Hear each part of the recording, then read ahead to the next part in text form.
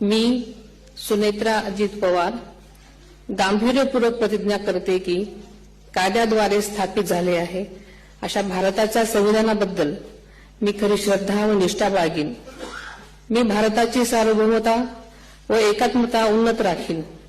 मी महाराष्ट्र राज्याची उपमुख्यमंत्री म्हणून माझी कामे निष्ठापूर्वक व ससद्विवेक बुद्धीने पार पाडेन आणि संविधान व कायदा यानुसार सर्व तऱ्हेच्या लोकांना मी गांभीर्यपणे व निपक्षपातीपणे तसेच कोणाच्याही विषयी ममत्वभाव किंवा आकस न बाळगता न्याय्य वागणूक देईन। मी